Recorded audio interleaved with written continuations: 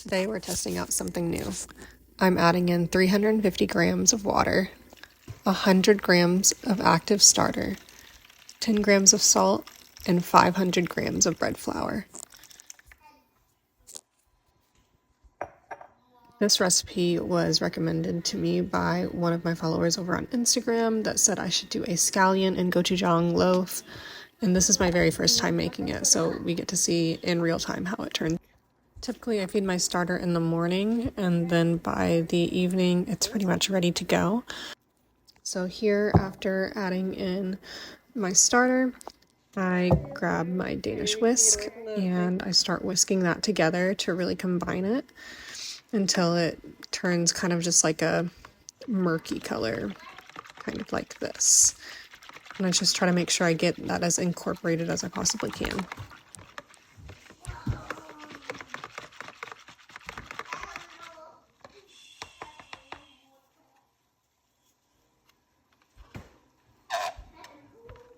Once that's fully incorporated, I just put it back on the scale, zero out my scale, and then here I am adding in the gochujang.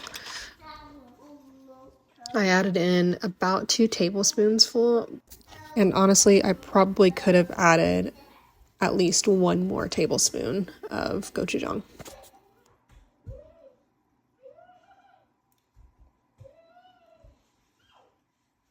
Right here, I'm adding in 10 grams of salt, but it really ended up being more like 13 grams, which I think is totally fine. It's well within the parameters, I believe.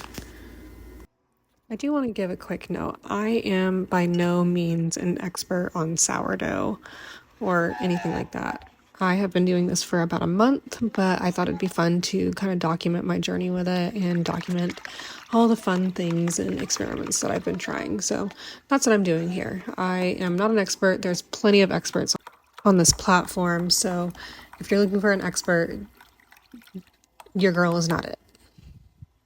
I'm just here to have fun and document all the fun flavor combinations I try and all of my fails and all my successes. That's what I'm here for.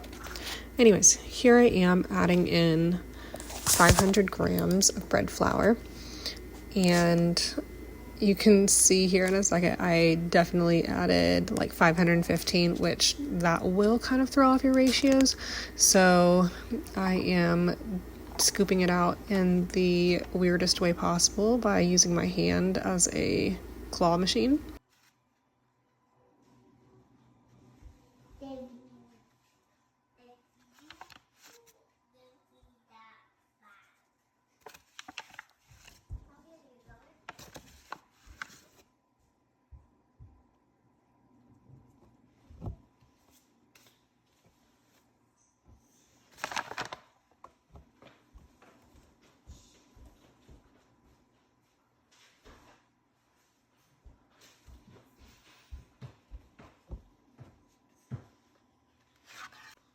At this point, I'm ready to start mixing together my dough, and I want it to look shaggy, but I completely forgot about something, and you can see the moment I remember it.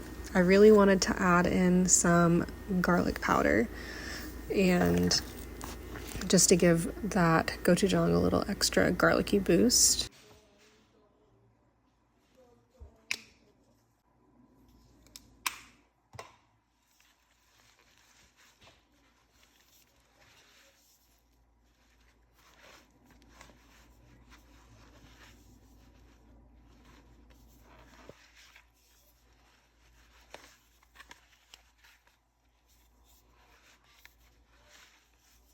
So pretty much after I get it to this point where it's this like shaggy dough, I like to cover it and let it rest on the counter for an hour, and then so that the flour can fully hydrate.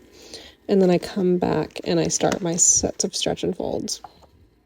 Okay, so I'm on the second set of stretch and folds, and I was supposed to buy scallions at the store for this loaf, but I didn't. I walked right past them and forgot.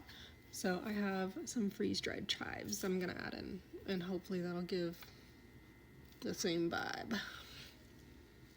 I don't really know how much I'm supposed to add in. I'm just gonna...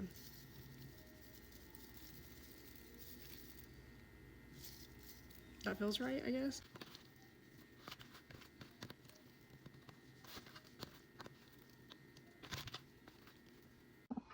So this is the following day. I am shaping it. This was a little bit later in the day, and honestly, I probably let the dough overproof. But what you didn't see is that I did another set of stretch and folds for a total of 3 stretch and folds before I let it bulk ferment overnight on the counter. It comes away from the bowl pretty easily.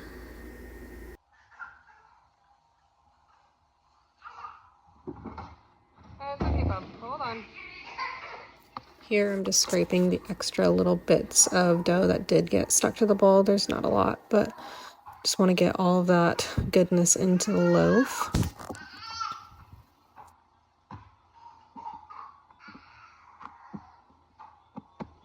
And now I'm spreading it into a pretty big rectangle, and it's spreading pretty easily, which is good.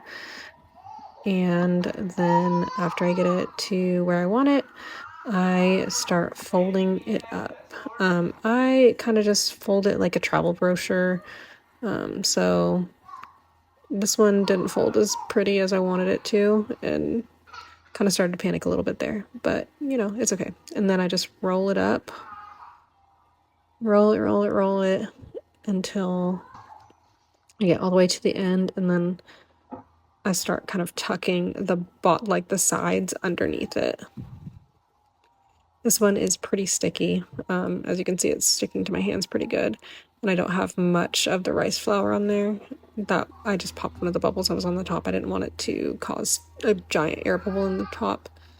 It's starting to get a little less sticky, but still too sticky for my liking. It's starting to shape up pretty good here. But I am going to add in a bit more of the rice flour. And you can do as many of these as you feel right, but I did notice that the top of my dough, like, you can see it's ripping a little bit. Now here I have my banneton, and I'm adding in the little cloth thing that goes in there. I'm not really sure what that's called. And then added in some rice flour to keep it from really sticking too much to that cloth thing. And then, yeah, I'm adding some more of the rice flour to the top of the bowl because it feels too sticky, the surface tension is not surface tensioning. So I added a little bit more to my hands just so I could really work this a little bit better. And here you can see it is still very sticky, but it's starting to take shape a little bit better. So yeah, you can see how sticky it is. I think I definitely over fermented it a little bit, but I think that's probably the better option than under fermenting it, because under fermented you just get a super duper flat loaf, and it's still baked up pretty well, as you're going to see here in just a few minutes. And here I am using the bench scraper to flip the loaf into the banneton, and then I am just trying to zip it up so that it creates a little bit more surface tension on that bowl. I'm not really great at this part, but I'm doing my best, okay?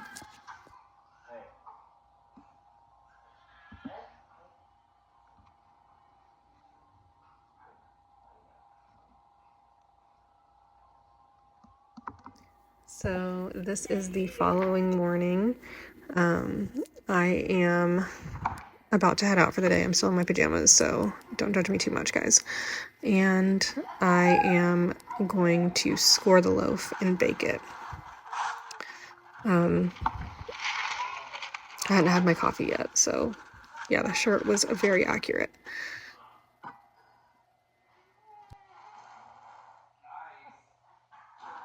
Y'all finish your food so we can go to the museum.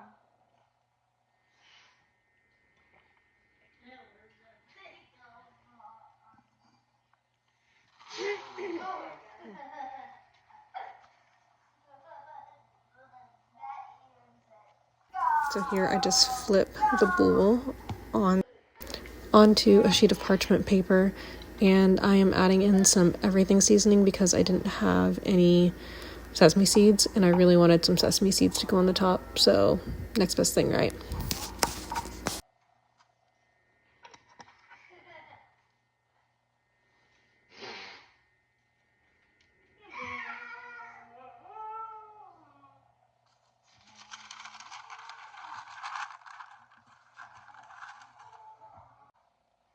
And I'm just doing a super duper simple score. I'm basically just making a square kind of around where the everything seasoning is.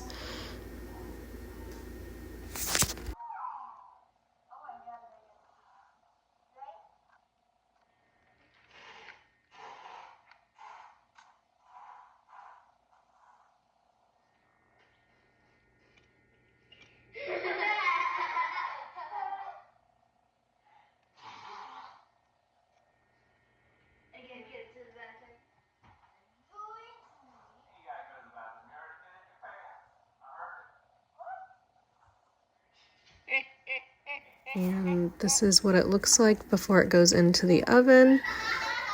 So you just pretty simple. Okay, so we just spent the whole day at the Children's Museum, hence this. So now I just got home and we're gonna cut open the loaf that I made. I'm having trouble with the name. I'm just too gringo. It's Gochujang and Scallion, except it's not Scallion because I messed up and got chives instead of Scallion. Well, I didn't get them instead. I have the chives at home, but yeah, I just forgot to get Scallions, so had to work with what we got. Asher, go, go, go! He's very happy to be in his mouth. Okay, here it is. Wondering what kind of face painter is at the Children's Museum right now.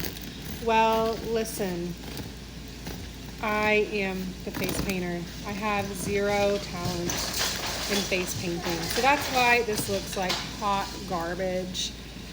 But you know, my kids were doing face painting on themselves. Well, I did my son's, and then I helped my daughter do hers. But anyways, here we go. Ooh, that one actually looks really good. I feel like okay, correct me if I'm wrong, sourdough people, if you're here, but I feel like the crumb looks pretty good. It's properly fermented. Yeah, I think it looks great.